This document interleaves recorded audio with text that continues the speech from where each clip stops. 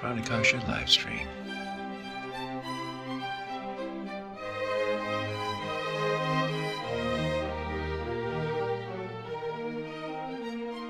Hey folks, it's Matt at Pranakasha Productions, and today we are talking with James Moore, a screenwriter, producer, and filmmaker. And truth be told, me and James already had a chat a while ago, so we sort of know each other. Indeed. Yeah, and what I remember from the chat was that you're working on a show that it's sort of like a Twilight Zone type of thing, right? Yeah, we're putting together a proof of concept for it. That is an homage to everything that I got out of watching the Twilight Zone when I was much younger, and not just the fantastic stories and the imaginations that came from so many great writers, but the lessons that reverberated long after the episodes were gone, that stuck with me over the years and have played such a huge part really in my own personal character. And so I wanted to give back, if you would, with this one project we have called But for the Grace of God. But for the Grace of God? Yeah, But for the Grace of God. Okay. And it's basically the story of these two scientists. One of them is an older Black gentleman during the 1950s. That's where it's set.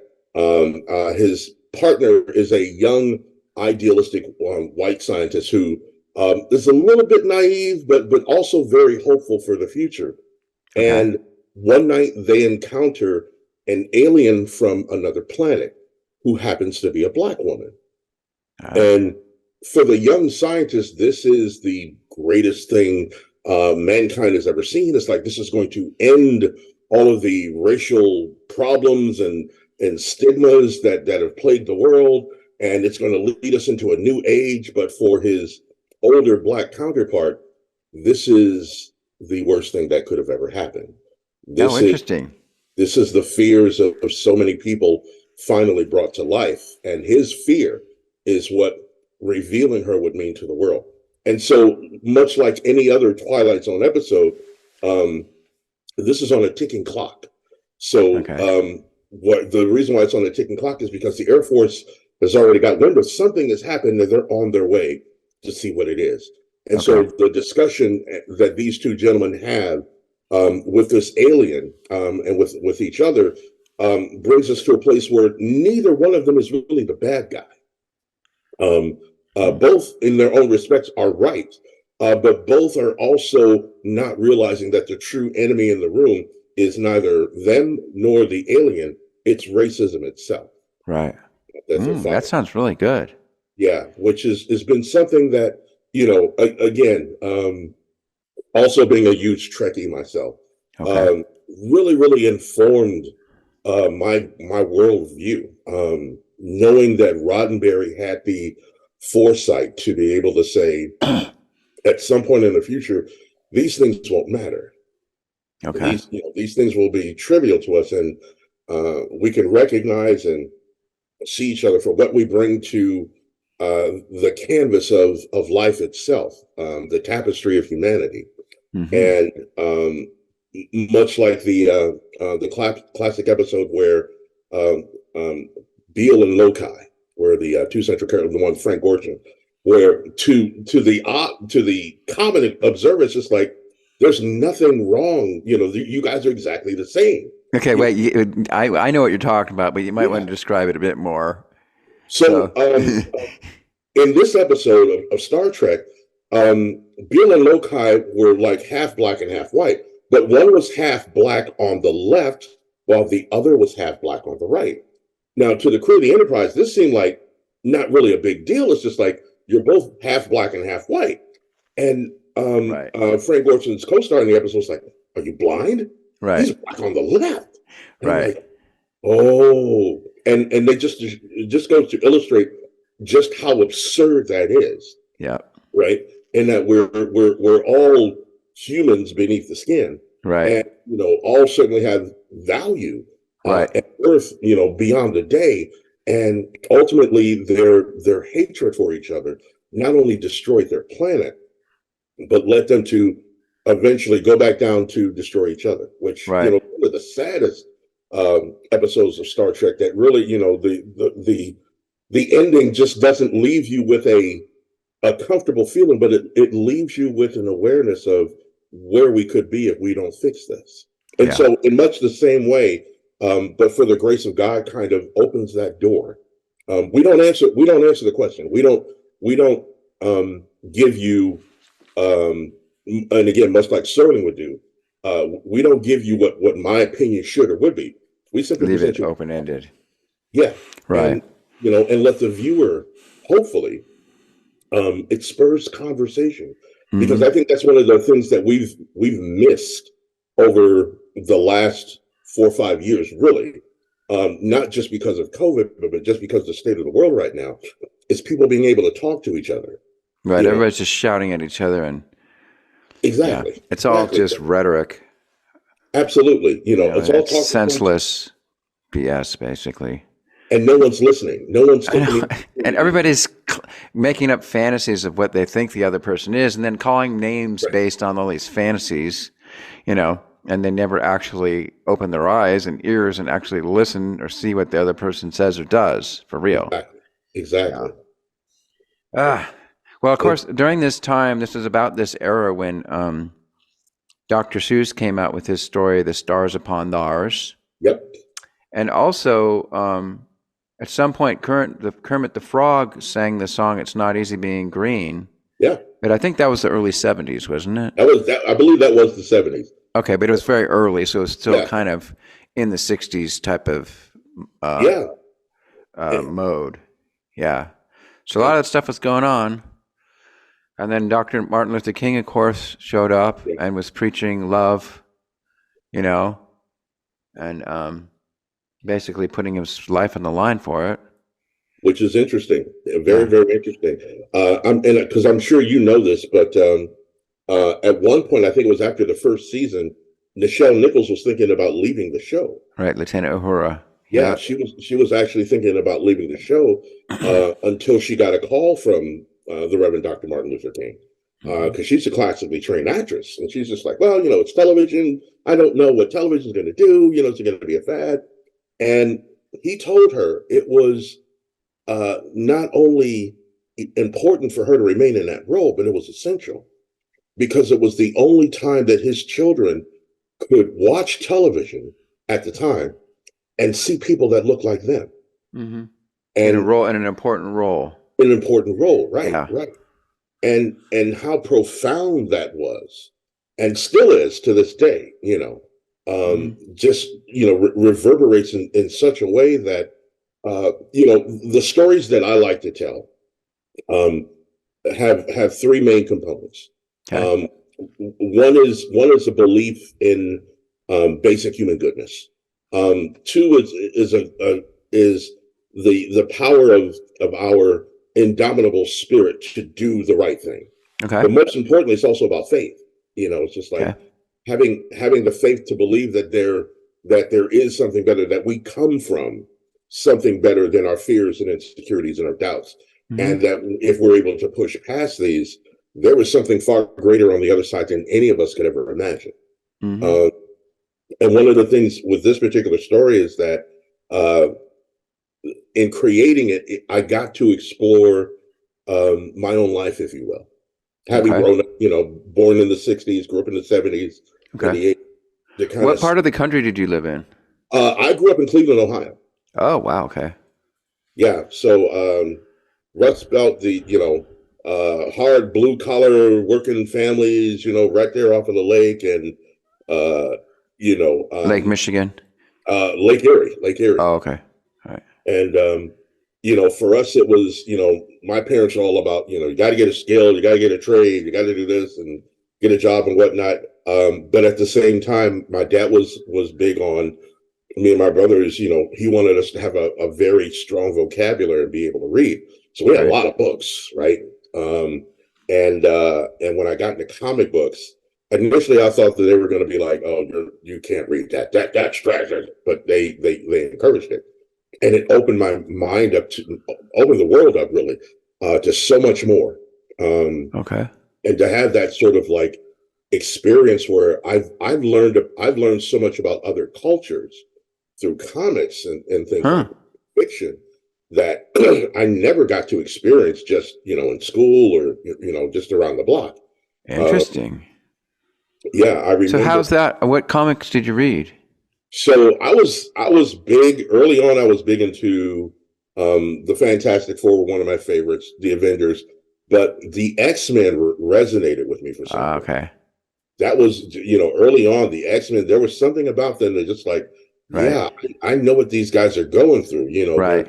They're trying to do the right thing, but the world hates them. They're outcasts. Yeah. Yeah.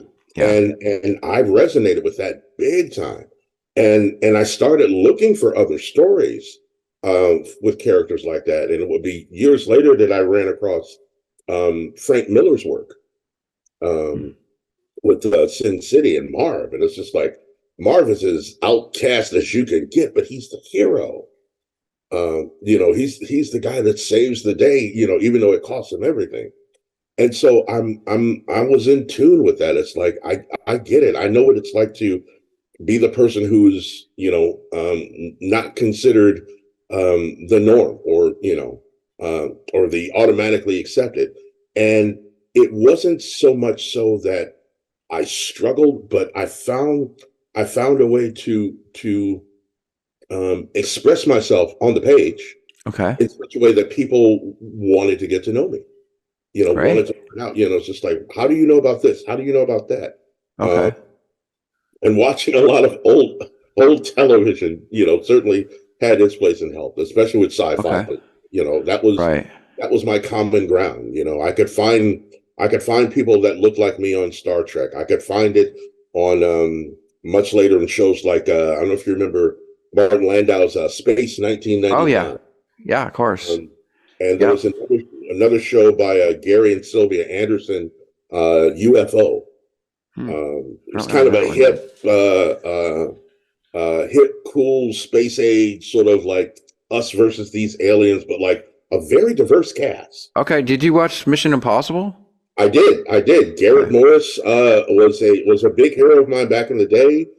I've even met his son a few times. Okay. Cool.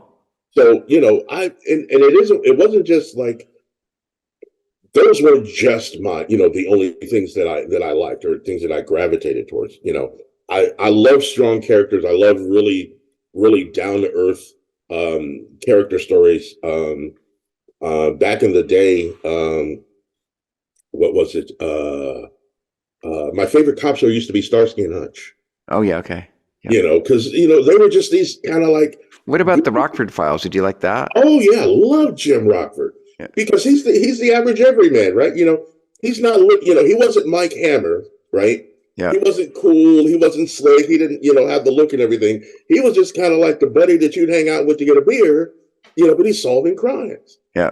So I love that because it's like it makes them relatable, right? These are characters that feel like you or your neighbors or somebody that you grew up with. And I've always loved when the character could be so close it feels like you could almost touch it. Okay, here's one for you. I have another buddy named James, and his all-time favorite show is Barney Miller. And so that was a great show. Yeah. So there's another one. There's a gritty show. A lot of real people in it. Yeah. And something Barney Miller taught us with that show. That most comedies didn't do at the time. There were moments, and a lot of moments, where Barney Miller actually got real. I mean, it got like gritty crime drama real. And the way that they were able to weave those stories in between the jokes and everything, really kind of made you think that this is what these people go through every day. So it kind of, gave you a bit of, helped you create a bit of empathy for them. But it also is like, how do you laugh when something as tragic as someone getting killed happens, right? Right. How do you bounce back when you lose a partner, right? Mm-hmm. How do you bounce back when, while you're trying to do your job, your marriage is falling apart? How do you laugh at all of that? And Barney Miller showed us how. Yep. Speaking of Barney Miller, did you watched Firefly, right? Oh yes. Oh That's yes. the same actor. Yep. Yep. I didn't realize that until somebody pointed out to me. I'm like, oh wow, that's him. You know, Been around forever and just doing all kind of amazing work. yeah. He was And great as the preacher in Firefly. oh yeah. I loved Oh, him. He was like my favorite character.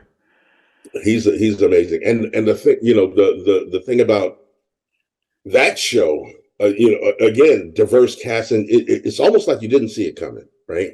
Yeah, It's like it's going to be like but it's absolutely like nothing we'd seen before. But at the same time, it felt so familiar. The characters felt like it's like I know these people just out of the gate, which I yeah, love.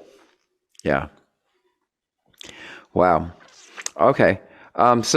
So when you write, has it always been screenplays, or did you also write short stories and stuff like that, or? I initially started out actually, I can't even say that I started out at short stories. So growing up in Cleveland, and again going back to my comic book days, my earliest writings, my best friend and I, we would create stories of our own, and we would put them on those little 3x5 index. At one point, we were thinking, we're going to do this comic, but then we got a little gun shy, and I said, well, maybe I just need to write a novel. Oh, Um, and I started studying what it would take to be a novelist. And I remember at the time I was still very young, and Billy Joel's album "The Stranger" hmm, had just come out, and I wanted to do something, because I've been watching Loretta and Starsky and Hutch, all of these cool shows. And I remember the first time I heard the song "The Stranger," and that little piano interlude at the very beginning of it, and I'm like, and there's this guy, and he's been through a lot of stuff, wow, and I was, and just like boom, and cool. that was it. That was it for me. And I was just You like, know wow, what's crazy is that my same James friend, his favorite band is Billy Joel. no way. Yeah, yeah, Oh, I love it. I love it. His music has, because I love to listen to music while I write. I know some people like to, so like they got to have it absolutely quiet. So that, I kind of, I guess part of because of the way that I grew up and when I would write, I kind of have to have the chaos around me, right? So okay, like yeah. there would be times when, like I'd have the TV on, I'd have the stereo playing, and I'm just lying on the floor and I'm just banging out words. On Um, a Singer typewriter. Oh, it wasn't. What was the one that came after Singer? What's it? Oh, I should know it. There's a special name for it. No, it was a Panasonic. I remember it was a Okay. Panasonic because it had the autocorrect. Oh, it Yeah, had the yeah, white tape. yep. The white Okay, tape. I remember okay. that. But yeah, I was listening to all kind of music when I wrote, and Billy Joel was probably I would say for a good 10, maybe 20 years, he was the number one, like everything from scenes from an Italian restaurant, honesty, stiletto, even later in my years as I started to get much more mature, songs like While the Night is Still Young, you know, writing about, looking back at your life when you're, in your 40s, 50s, or 60s, and just kind of having that sort of retrospective moment where you didn't do everything perfect, but you had a damn good life. And he even says so. It reflects in the lyrics. I think the opening lyrics to While the Night is Still Right. Young is young enough to still see the passionate boy that I used to be, but I'm old enough to say I got a good look at the other side. That's cool. Okay, so And I what's was the just, key? What's the key to a damn good life, in your opinion? ooh, that's a damn good question. I would say the key to a damn good life is to know and expect that there are going to be times when your heart is going to get broken. hmm Know and expect that there are going to be times when it feels like nothing is going the way that you want it to. Okay. And know that the next day when you get up, that it's a brand new day. And that you can literally pick yourself up and So it's courage, right? Courage and faith. Courage, faith. Oh, probably more so faith than courage, and I'll tell you why.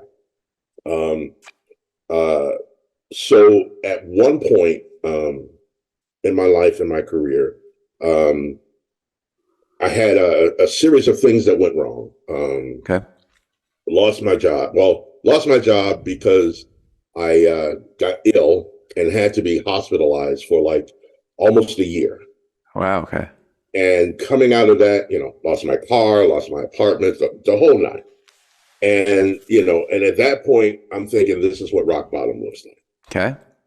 And a friend of mine had said, look, you can stay on my couch as long as you need to until you get yourself back on your feet. Nice. And I remember that's what friends are for. That's what real friends are. Yeah, that's a real friend. But I also remember thinking at one point that if I'm ever going to truly get up, like get to the place where I can stand on my own 2 feet again, it has to be from a place where I don't have a safety net. So I was going to say, the other element I was going to say is taking risks. Mm-hmm. Yeah. And so it was after that Christmas, still was trying to put my life back together, that I said, you know what, man, I love and appreciate everything you and your family's done for me and doing for me, but I got to figure this out. And so I went homeless. Oh, wow. Okay. I lived on the streets of LA for a time. For how long? About 3 months. Okay. And when I tell you, it completely gave me a much different perspective on life, on the world, on everything. Okay. That I was like, nothing, no, because I'm a big dude and I'm proud, right? So it's just like you're not just calling people, calling home, going, hey, can you bail me out? You're just like, no, you got to figure this out. And one of the things that happened to me towards the end was, I was blessed, right? I was blessed to run into a group of folks who were also homeless. Okay. And they basically were like, hey, we're going to go over here. We're going to do this. This is where we go to get meals. This is where we go to get this. And, back in the day at the time, Santa Monica used to do a whole lot for homeless folks. They used to provide like places where you can go get a shower. Right. Okay. Well, now there's the Hollywood Food Coalition. Yeah. Yeah. Right. And, a number of things like that. Okay. And I remember walking around one day, notebook in one hand, backpack on the other, with all my stuff in it. And a friend of mine said, let's go to this church. And we walked about maybe 7 or 8 blocks to this church. They didn't ask anything. They were just like, come on in, sit down. We're going to be getting started soon. Then after we're done, you guys are welcome to, we got food for you. We got this, we got that, whatever you need. And when it was all said and done, I remember as we were leaving, the minister was standing at the door to talk to everyone as they were going out. And for whatever reason, when it came my turn, and he said, hope you enjoyed the service. If you need us, we're always here for you. And I remember saying to him, I'm going to go and get back everything the devil stole from me. Fast forward a year and a half later, because I went back to Ohio for a little bit, but came back to LA because I was determined not to be defeated. I was not going to be the dude at the beginning of Midnight Train in Georgia where LA proved too much for the man. I wasn't going to be that guy. Okay. But came back to LA. I'd made a few industry contacts, and people that's like, yeah, we're so happy that you're coming back. We're so happy that you're going to get your career restarted again. Started, doing smaller bit parts and friends projects, picking up some roles here and there. And as an actor, yeah. Okay. And I did some ghostwriting for a few projects, and the next thing I knew, I was working for a company that I still work for now called Roadmap Writers. And they were like, we love your writing. Why don't you come on board? And I've been living my dream. Wow. And you can make a living just off writing? Yes. So I write, wow. but I'm also for the company, I'm the director of outreach and diversity initiatives. What we do is we help writers find representation. So, Okay. we have a program that we set to teaches them how to pitch, how to build relationships, and how to get signed. And Wow. I'm fortunate that I'm a part of having helped some, not only having helped some 360 writers get signed, I'm the 127th writer that they helped get signed. Wow. So it's like the hair club thing. I'm not just a member, I'm also a client. Well, I can tell you. I mean, your hair looks fantastic. But you have to have a certain kind of faith to to just sort of like, look, it doesn't look the way that I want to look, but if I truly believe that this is what I've been meant to do, if I truly believe that I've been gifted to do this, right, to tell stories and whatnot, why am I not walking out on faith? Why am I not just trusting that things are going to work out? And the more that I did that, the more that it actually happened. Yeah. And so, as I started to not only build out on the stuff that I wanted to do and create and everything, but eventually created my own company, it's like, what is it that I'm really here to do? Right. So you could say you found your calling. I did. Right. I did. And for me, it's one of those things where, because for some people, it's all about the money, right? I got to make X number of dollars. But for me, the real value is that, can I do something that at the end of the day, I can say three things? I enjoyed my day. I enjoyed my life. I'm thankful for my life. I'm helping other people live their dreams too. And I think I get a huge kick out of that. Okay. But more to the point, not just helping people, but to find those moments where I can actually be a blessing in someone else's life. That's the true calling. Wow. That's the real, that's when I can really say, whether it's something I've written or helping someone, I can truly use my gift so that someone who may have been in that dark place that I once was, see that there's a light at the end of the tunnel so that they can move forward. And it's I remember telling my wife one time, and this was before I was, really big with the company. I said, if I'm only making $50K a year doing what I'm doing right now, I would still be happy. It wouldn't matter whether I made $1 million or not. But this is God. I always bring God back into it. A year later, I get a raise. And it was a huge raise. It was like nice. And I'm doing what I talked about doing and more. Great. And now I'm at a place where I take what I've been blessed with. Okay. I take what I've been blessed with and I try to use it to help other people. That's great. One of the things that I like getting involved in certain organizations. There's an organization called Till Valhalla, which makes these really cool T-shirts that go to help veterans with PTSD. Okay. Because the suicide rate among veterans is so high. And so every time you buy a T-shirt, And that's pretty much any veteran that's seen combat, right? Yeah. Yep. Okay. And so, I went from just buying a couple of their shirts. It's like, I'm just going to do this subscription thing and just like, this is going to be my thing. And, every time I travel and whatnot, I take a couple of their shirts with me. So if people ask me about them, it's like, this is one thing that I do to help veterans with PTSD. And, there are other things that, that other people do, like Wounded Warrior and whatnot. But yeah, when the writer's strike happened, I was still recovering from back injury because, when you get old, you get sciatica and it's just, it's no fun. But I remember when it was maybe about 80, 90 days into the strike. And I knew a number of folks and I was just like, hey, look, I've got like 2 brand new pair of tactical boots that I can't wear right now. And I don't want to sell them, but I just want to give them away. So like, there's somebody out there walking the picket lines or whatnot who's, what could use them, just hit me up and let me know. Okay. Were you ever in the military? No, I was not ever in the military. Both my grandfathers were, and I'm very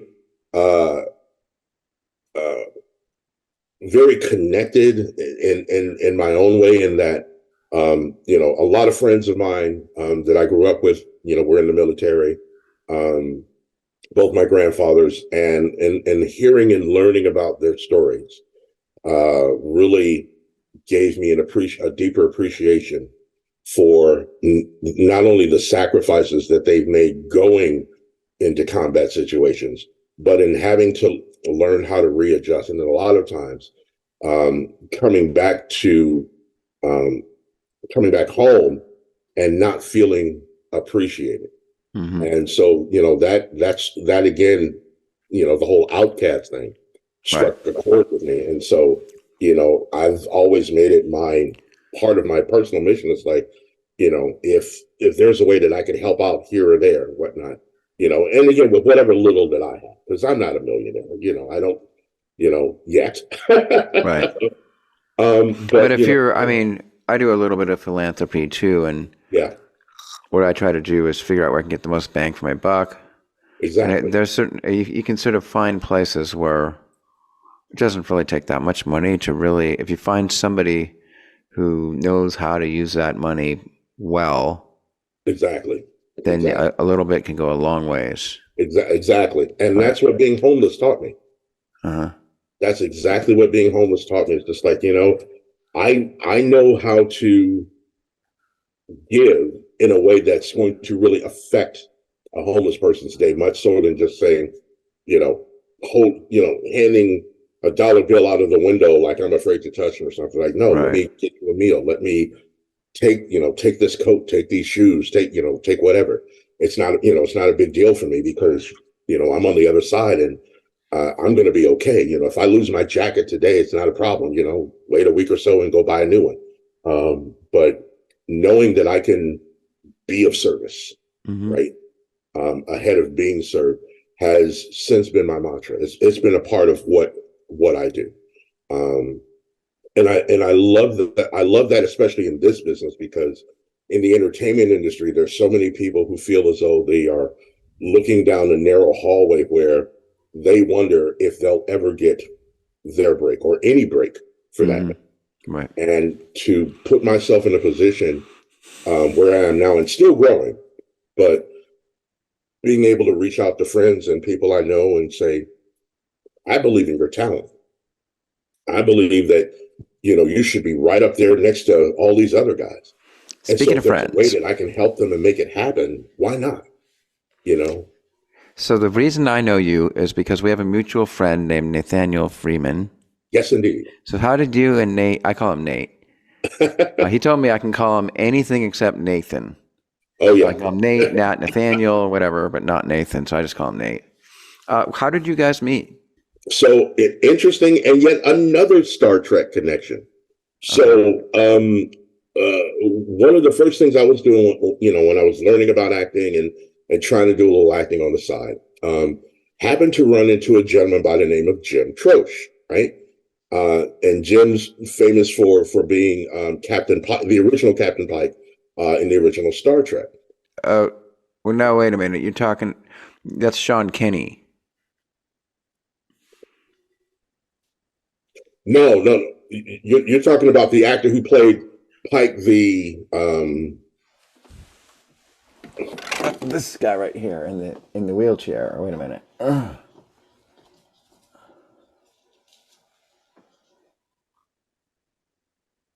thought that was Jim. No, the guy in the wheelchair. The reason why I know that is I was at his house last week. Really? Yeah, Sean Kenny. He's actually going to be playing a guest star role in my upcoming Star Trek fan series, and he will be Captain Pike again. Wow! Nice. Yeah, Sean Kenny. Yeah. Now I'm interesting about your friend. So I wonder. He played because there was Sean Kenny played it in the wheelchair. Then, oh shoot, the guy who actually played the pilot. Oh man. Oh yeah. That wasn't him. No, that wasn't Jim. That was somebody else. I know you're thinking of. Oh, why can't I not remember his name? He actually played Jesus mm-hmm. in a movie right around that time, and then he died tragically. Yeah, a few years later. Yep. Real, very brief but powerful career. Yeah. Anyway, he had there was a showcase Okay. that I went and auditioned for, and it was me, Nathaniel, and a few other people. Okay. And as we were going back and doing lines with one another, there was something that just clicked. And he really liked Nathaniel, and he really liked me. Okay. And he asked us to stick around, and we just got to talking, because like I was new, and Nathaniel had done a few things already, and we just sort of clicked.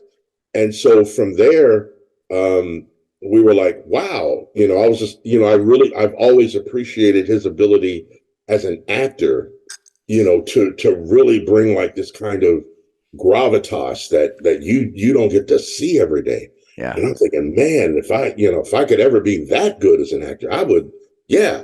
But I, my heart has always been, first and foremost in writing. And so, over the years, it's always been, it's like, hey, what are you working on? What's going on? And it's like, one of these days, man, I want to put something together that you star in.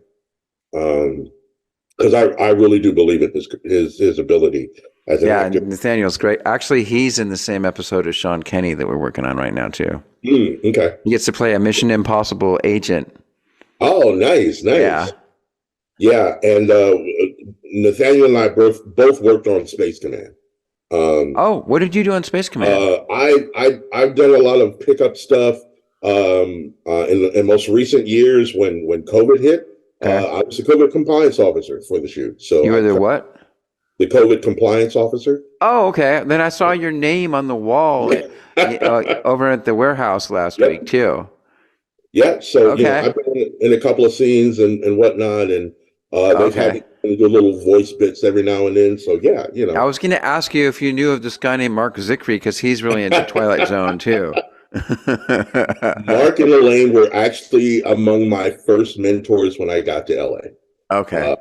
I found out through another friend who's no longer in the business about the table, and kind of cut my teeth on the table meetings. Okay, folks. So the table is this group of actors, producers, and writers that Mark Zickrey and Elaine host every Thursday. Right now, it's at a Denny's. Yep. But you can zoom into it too, and then they have a big, huge mailing list, email list that you can be part of, and it's a great way to make all kinds of contacts. Indeed. That's the table. Yeah. Yeah, it was a lot of fun, and Mark has early on helped me with my development as a writer. Right. And we've been champions of one another. Okay, so also, in case you guys didn't know, Mark is the one who basically wrote the DS9 episode Far Beyond the Stars, which has kind of similar themes to your Twilight Zone show that you're doing, right? Yes, and he also wrote the Twilight Zone Companion. Right, yeah.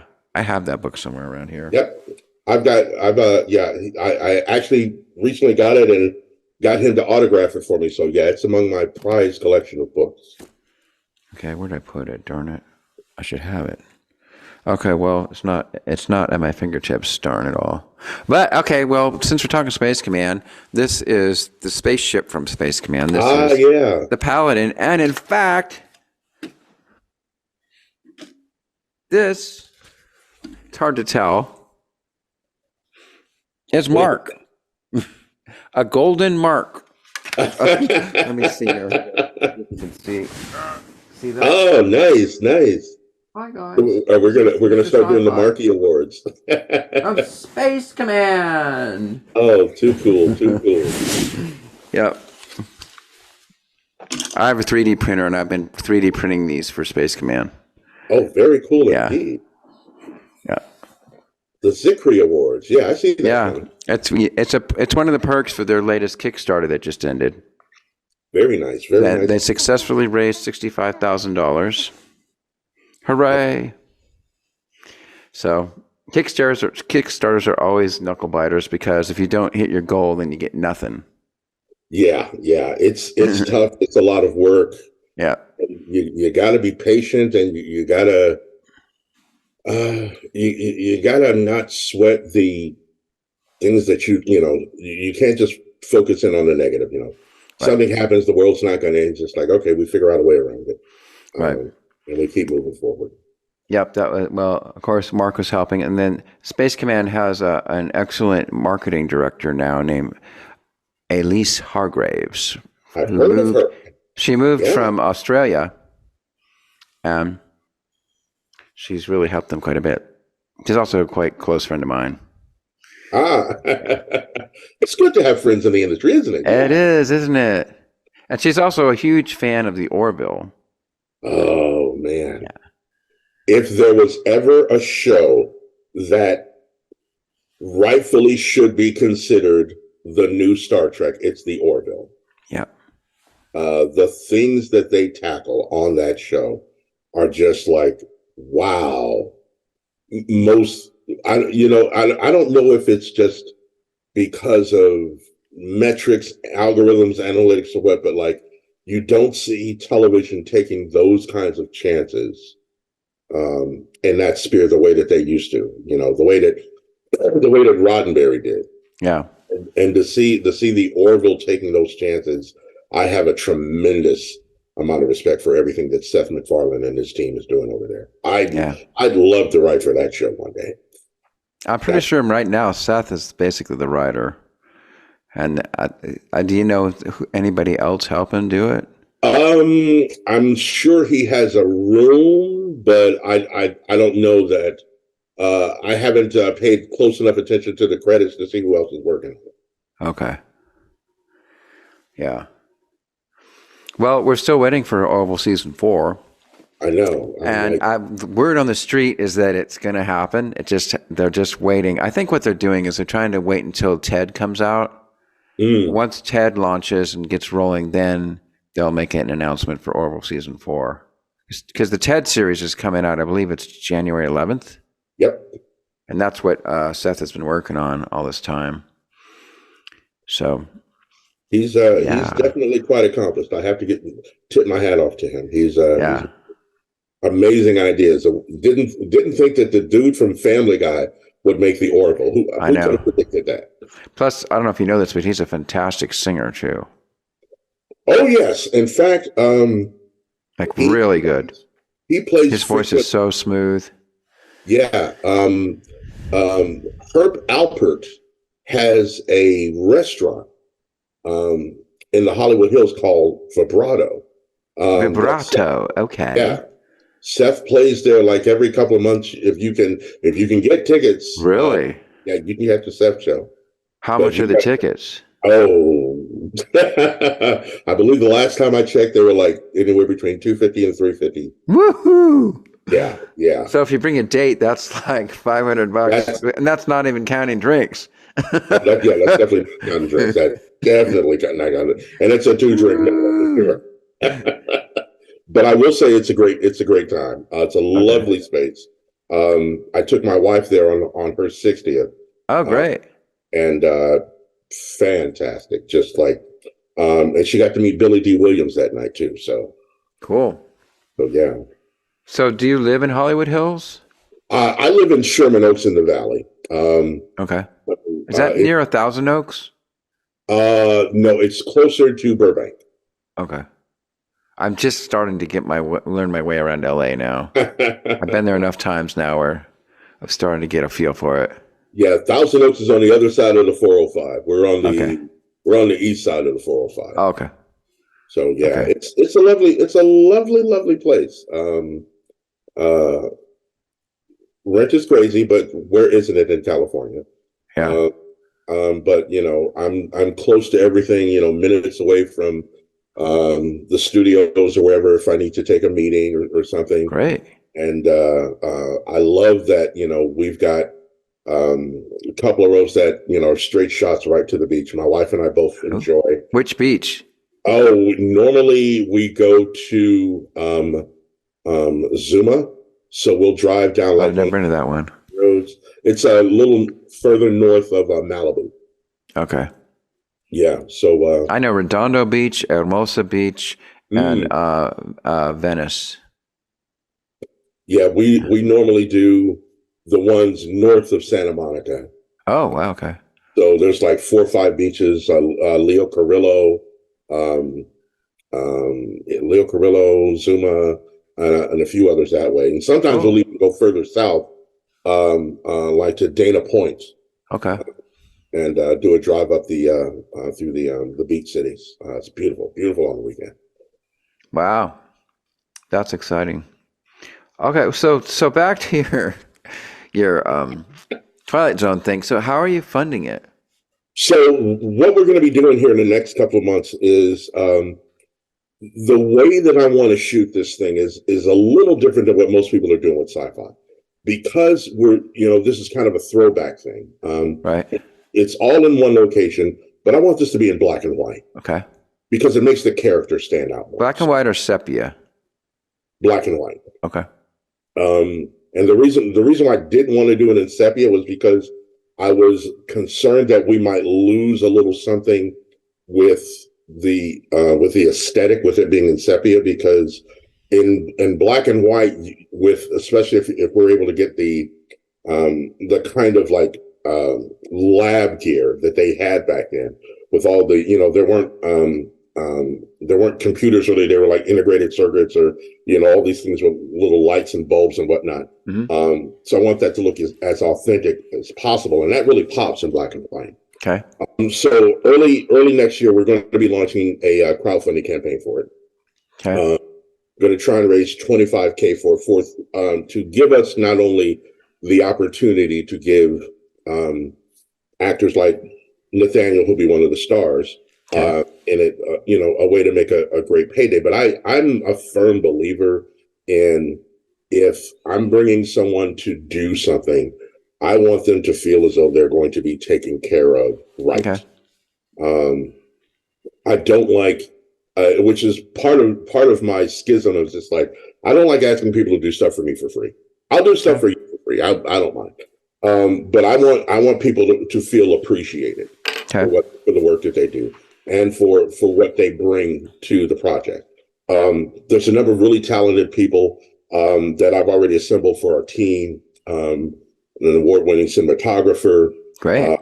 I did a short film a few years ago called In the Death Room. I was the producer on it with a young lady. In the what? In the Death Room. Death Room? Death Room. Oh, okay. It's have you ever heard of Stephen King's Dollar Babies? Uh-huh.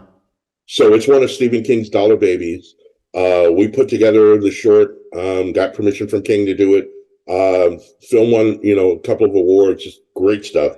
But we got we also have the guy who did the score for Friday the 13th to come in and do it. And so we're probably going to have him back as well to score, but for the grace of God. And just a number of talented individuals along the way that I want to be able to really help us bring the real vision for this to life. Because one of the things that we don't have enough of in sci-fi anymore is that, where's the hope? Mm-hmm. It's like if you look back at like the last 10, 12 sci-fi movies that have come out that have been pretty successful, most of them have been dystopian stories. Yeah, the world is falling apart, there's this and that, all of this is going on, and I kind of miss the Roddenberry and the Serling days, where it's just like, yeah, okay, we don't have to solve the problem, but at least we can start the conversation to get us there, right? Mm-hmm. To get us to the place where we can see that whatever differences we may have today, they pale in comparison to where we could be together. Well, it's not exactly sci-fi, but the Barbie movie was quite positive. It was. I saw it 3 times, and I'd be happy to see it a 4th time, actually. and I think Barbie did one of those things that you rarely see. They were able to not only touch on the nostalgia of a very beloved product, but to actually make Barbie herself relevant to where women are right now today. And I think that's why it resonates so much. And one of the things that I appreciate about it is that, once again, when you peel everything else away, what's it really talking about? Again, outcasts, people who... Yeah, and actually the movie, I had a friend of mine who's Latina, went to the movie, and she loved it because the hero of the movies was the daughter, the Latina daughter and the Latina mom. Yep. Ended up being the true focus of the movie. Right. And so and her daughter came to the movie with her, and she gave me a big hug afterwards. She's like, "I'm so glad you brought me to this movie." I was shocked at how good it was. I was expecting it to be a silly movie, right? Right. And then when I left, I was like, "What the hell?" I'm like thinking about this movie, and then people online are arguing about the philosophical problems in the movie, and they're like, "Guys, this was the Barbie movie, and yet, it was written so well, and it made you think." It made you think. It created a debate, It created conversation. Yeah. And, and I'm not saying that all the conversation was good, but at least it created the kind of conversation. It got people going. Yeah. I actually, believe it or not, I actually identified with Ken. In fact, so much I even learned that I'm just Ken's song. I'm just Ken. Anywhere else I'd be a 10. What will it take for me to live and die a life of blonde facility? Or something like that. Wow, nice. Yeah. I got the lyrics wrong, but you got the idea. But yeah, but it touched people, right? Yeah, it did. And that same kind of magic. Here's this, this young Latina girl who who's like, there's someone who looks like me on the screen that inspires me, right? That makes me want to, that believe that I can do, or be anything that I want to be in this world. And I don't think that we've had that in quite some time where, just like, let's invite everybody to the table, right? Right. It did good. I mean, it was a great movie. And of course it had that reference to 2001 Space Odyssey in the beginning. Yeah. And so on. So, but I thought it was just a overall, I mean, it succeeded in all ways. Great acting, great music, great cinematography, great script. Yeah. And then it hit this nostalgic part of people. It's like it tugged on you and made you want to go to it because you're like, Barbie, and I never really played with Barbie dolls, but I knew what they were. And I didn't really play with Ken dolls either, but it still was enough in me that I was like, oh, I want to see that movie. That's one movie I'd actually like to go see in a theater, But think about it in this way. It's like, here comes this movie that not only is globally accepted and beloved worldwide, but does something that few movies truly, truly do. Creates a moment when a mom and her daughter and maybe even her grandmother can all go to the movie together. And there's something in it for all of them. Yep. There's that one moment there for all of them where they can go, that was an amazing scene in the movie that was so surreal when she got to talk to the creator of Barbie. And they did it like a Twilight Zone episode. It was all kind of surreal, right? Yeah. And it was kind of spooky, and you weren't really sure whether it was a dream or not or whatever. Right. It was so well done. But imagine if we could create more moments like that. Yeah. Imagine if we can bring people to a place where, again, we don't have to agree on every point, but on the common things, things is like, people having a decent roof over their head, people not having to live in fear, people knowing that there are people out there who may not look like them, but care about them regardless anyway. Imagine if we can create that kind of stuff through cinema. And again, for me, it's just, again, when I say it's an homage, that's what I felt like, a lot of times watching, on so many other shows. There's classic movies like A Wonderful Life. Remember that one, of course. That's another one that just sticks in you forever. You can watch it over and over again. And so I want to be a part of that. I want to be the people who creates the conversation. I don't necessarily need to direct it per se and saying that I want you to go left or right or wherever, but just simply to have everyone say, this is something we need to talk about. Yeah. And do it the way that they did it, Right. Going back to Roddenberry again. There was an episode of Star Trek with I can't remember the name, but remember the space hippies? Oh yeah, Going back to that was Eden, called Journey to Eden, I brother. think. Yeah, Yeah, yeah, you know, that's going to Eden. yeah. Yeah, brother, going to Eden. Yeah, brother. It's And you know what? all The guy who played the fake guitar, who was sang that song, he actually composed that song. really Yeah, he was a singer songwriter. nice. Yep. But it's just like talking Yeah. about the counterculture, Yep. versus the establishment, what the young people wanted versus what, and we see that today. It's just Yeah. like, whoa, okay, so but let's have a conversation, right? Yeah. And that's what they did. It's just like, let's simply have a conversation, because if we can have a conversation, maybe we can both get a little something out of what we want. Yeah. But at the end of the day, the world is a better place because we did, right? Yep. And my thing about in storytelling, because from the vantage point of the kind of legacy that I want to leave behind, really just comes down to one simple statement: is that when people ask at the end of the day, what kind of person was I like? When you think of James, what do you think of? And I only want people to be able to say the one thing: he gave a damn. Mm. He gave a damn about people. He gave a damn about culture, not just his own. Mm. He gave a damn about this planet. He gave a damn about the rights of women, gay people, newer, divergent, whoever else. If I can sit across the table from you Mm-hmm. and we can have a conversation over a stack of pancakes, we might as well be family, in my opinion. That's great. So the thing that I want to do is I want to be as good a custodian with what I've been given, with my gifts, with my talents, to be able to help those with their gifts find a place and a space where their voices can be seen and heard, and ultimately to give the rest of us an opportunity to have the kind of conversations that both Serling and Roddenberry and even Mark and Elaine have always wanted us to have, because those things bring us together. Instead of looking at our differences and everything else as tools and as ways to be manipulated to keep us apart, why don't we do that one thing that we're all supposed to do in the first place, which is just to simply love on one another? Right. And if we do that, how much better will the world be? Okay. Have you heard of the overview effect? I have not.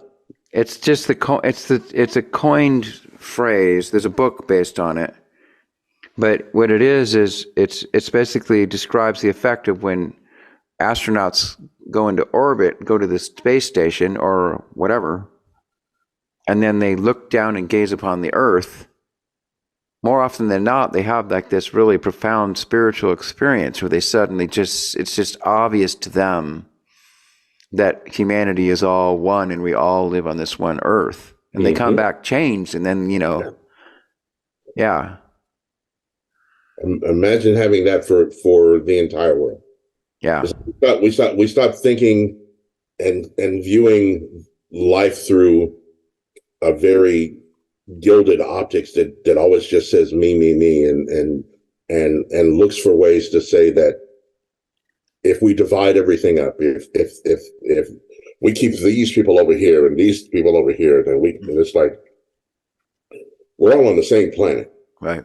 That's one of the things, living in Southern California, I tell people all the time is that just people think that, oh, you guys got it so easy. All you got is sunshine and the beach. It's like, if you've ever lived through a natural disaster here in LA, you understand that, like, when the fires come through, they don't care if you're rich or poor. They destroy indiscriminately. Consume everything. Yeah, they consume everything. Hate does exactly the same thing. You think you're on the right side if you're supporting or promoting hate, but no, it'll ultimately consume you as well. And so one of the things that I love about the state of California is that whenever there is a natural disaster, people come from all over the state. What can I do? How can I help? And then we're great about going to other places and helping out. And I think the thing that you'll find here is that, or in California, I'm in Ohio right now. I think the thing that you'll find is that people will go. A lot of people from other places come to California, not just seeking a dream, but seeking a serenity and a peace. Okay. It's like, I just want to wake up every day and know that I can just be who I am without any pretense or judgment, or at least without people taking the opportunity to get to know me for who I am. Okay. You know, Wow. but just simply judge me on the content of my character, or by the actions that I do. There, you just said it. That was Martin Luther King's Yeah, famous quote. and I look to the day when a person will be judged not by the color of their skin, but by the content of their character.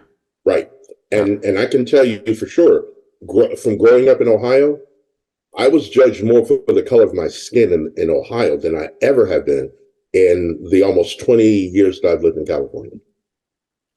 And what's the difference? It's still on the same planet, right? Mm-hmm. We're still breathing the same air, got the You same got the everything. same sun in the sky, the same phases of the moon, same stars. Exactly. So what's the difference?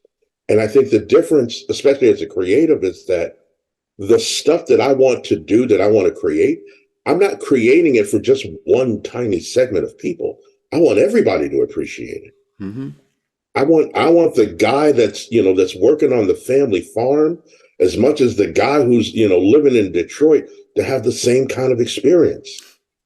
I want the young woman who's trying to figure out a way to get out of poverty and live the dream to have the same experience as a girl from Brentwood.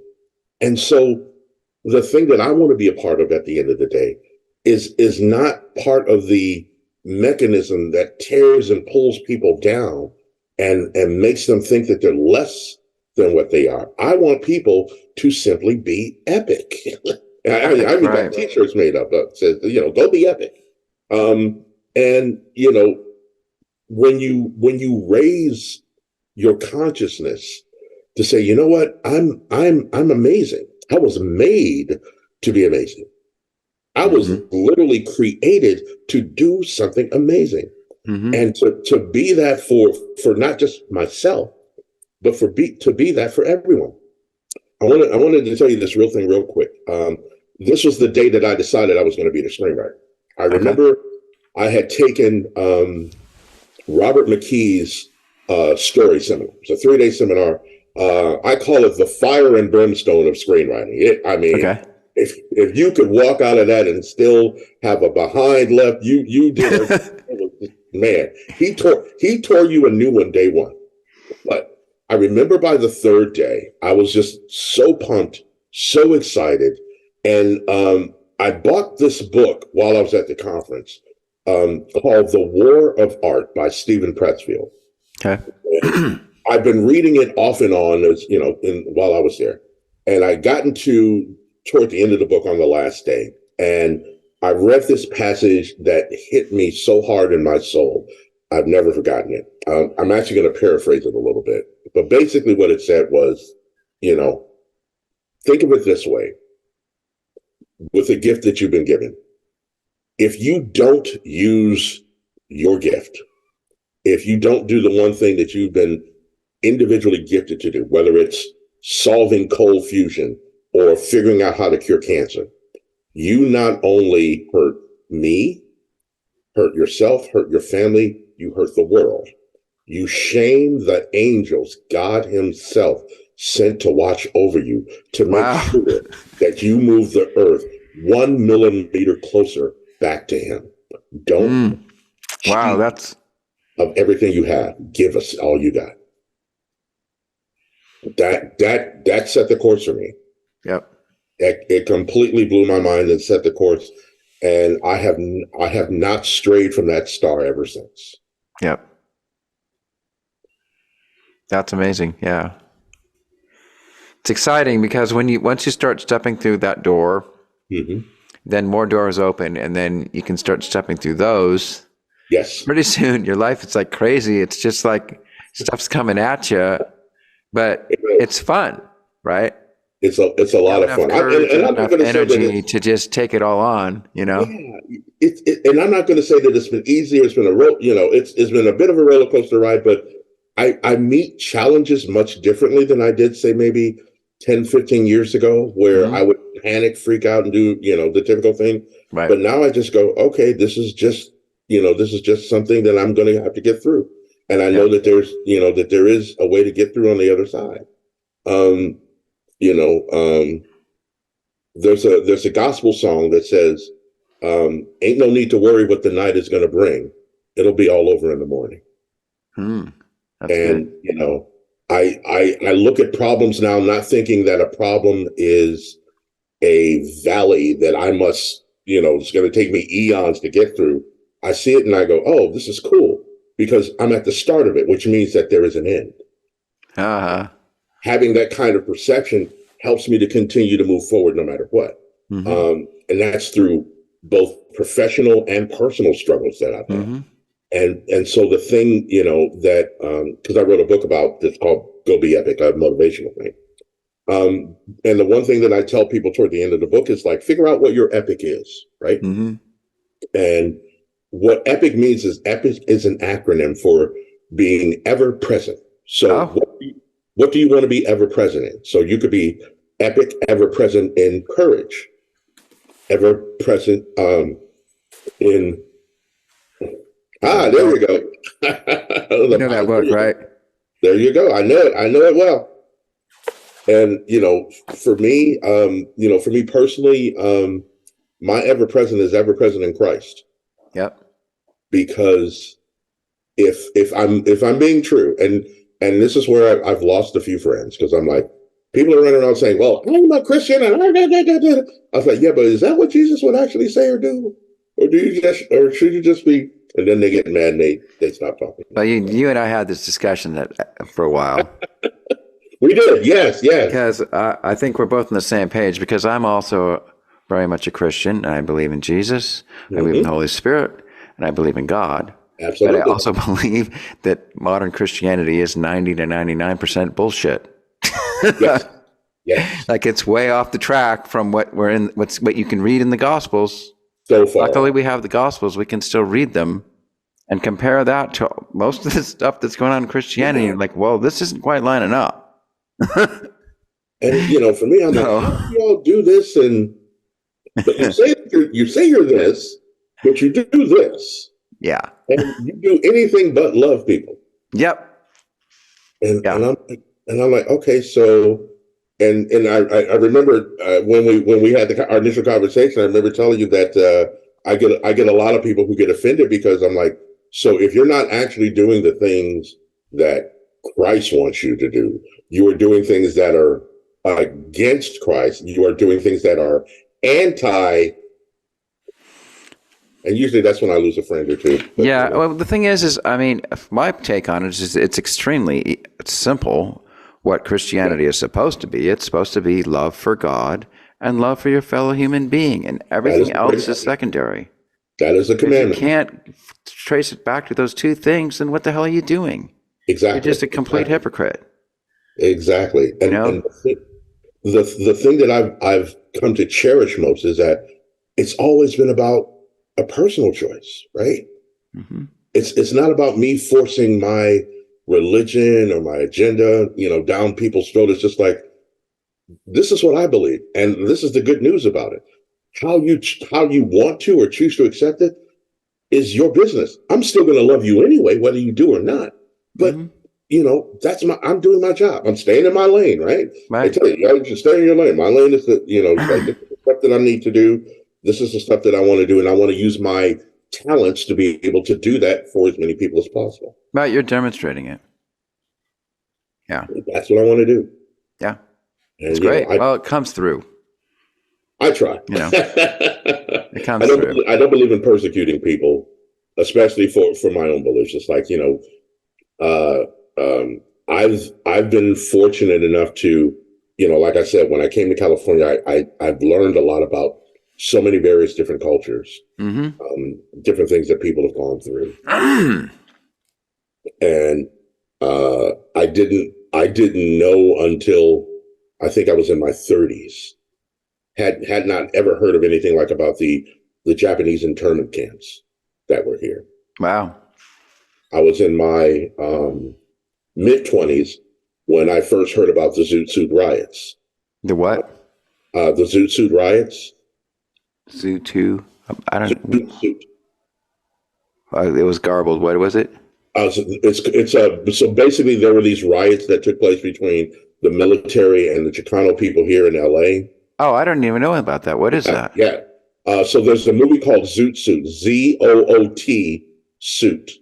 It was actually an outfit that they used to wear back in the 40s and 50s. Okay.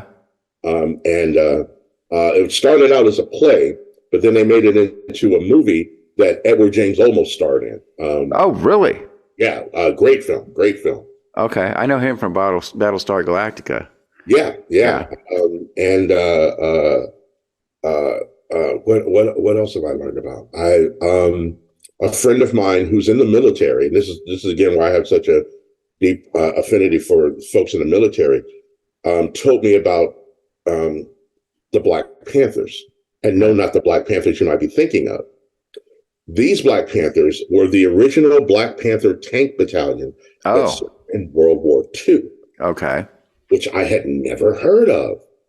And apparently their exploits were amazing, but because of the way the things were at the time, their exploits were never hailed nor recorded until most of them posthumously when Bill Clinton was in office, to finally recognize the 761st and their heroic exploits. So they were a tank division fighting in Europe? Yep.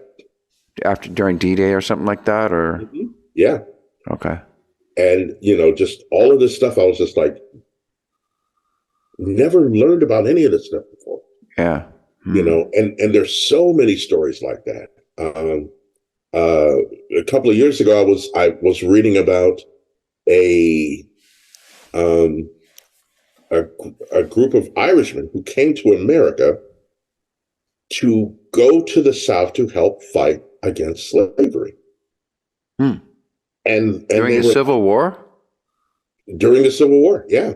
Wow. They sent a bunch of guys over, just like, we're going to go down and we don't want to see, these people in bondage, so we're gonna. And I'm like, that's interesting. I've never heard of this.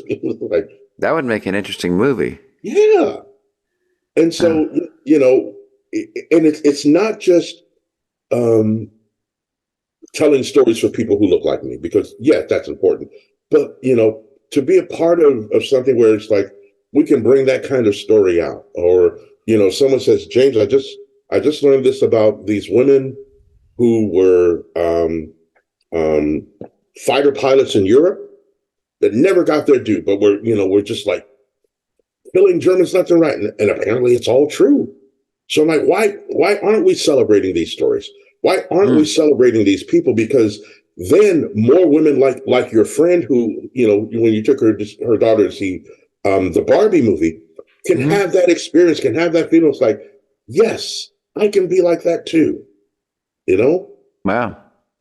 Because now we're uplifting everyone. Right. We're bringing everyone's story to the table. And, one of the things I think that we've proven with Black Panther in particular is that the global audience will accept it if it's a great story. Mm-hmm. And, why would you leave money on the table? Yeah. Wow, that's great. Okay. Well, let's wrap it up. We've been talking for a while. Indeed, sir. So, how does people find you? Are there some links that we should put down in the description for like Twitter or Facebook or something like that? Or so again, because I'm not just busy, I'm blessed. I've been doing a number of things recently. Our primary company is called One More. The number one, or not, ONEMOORER.com. Okay, so we'll put the link down there. Yeah, that one. Yep. It's a multimedia company. We are involved in film. We're working on some TV projects. We just launched a book division called Dark Anthem Press. Oh, interesting. Dark Anthem. That sounds ominous. So that's for horror, sci-fi, fantasy, thriller, gothic noir, and I was just convinced into adding graphic novels to that as well. Graphic noir. I know somebody who writes that kind of stuff. So we'll be launching. Well, we've already launched, but we're going to be getting books next year. Okay. Hammerjacks Films is my film production company. That's the company that's going to be doing But for the Grace of God. And you can find us also at hammerjacksfilms.com. And for my own personal books as well, you can find that at James Moore, JamesMoorer.com. You can reach me at any of the sites for inquiries about the books, about projects that we're working on, about Dark Anthem, about everything. And if you're a screenwriter who's looking to get some guidance on your career, you can reach me at james@roadmapwriters.com. Shoot me an email. More than happy to set up a free session for you. Great. Mention that you found me on Matt's show. Yeah. Pranakasha Matt. That's me. Indeed. Yeah. Well, darn it, you're in Ohio because I'm going to be in LA next week. I was like, hey, we should go out to lunch, but I guess can't quite do that if you're. Yeah. I'll be back after Thanksgiving. So anytime you're back after Thanksgiving, yes, lunch is on. Will you be there Friday? The Friday after, no, I'll be there back the following Tuesday, the 28th. Okay, I'll be long gone because I'm flying out Friday night. Okay. Yeah. But definitely when you're back in town, yes, lunch is on me. I don't suppose you were in Ohio in the early 70s. You were? Yes, I was. At that time, I was living in Ann Arbor, Michigan. So we were just a hop and a skip and jump away from each other. Yep. You're just up the road. Yep. Of course, Michigan's better than Ohio State. Everybody knows that. I won't hold that against the Wolverines. Yeah. Y'all got some serious stuff going on this year, though, so we'll see. I'm hoping it's going to work out for the kids. Yeah. Very good. All right, James. Well, definitely, man, I want to thank you for having me aboard. Well, may you live long and prosper. You know what this is. Likewise, sir. Likewise, indeed. Indeed. All right. And have a great rest of your night. You too.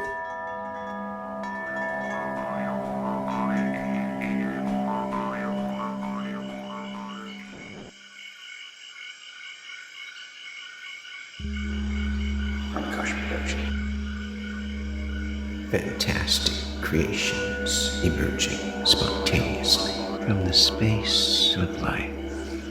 For the benefit of all beings everywhere. We gotta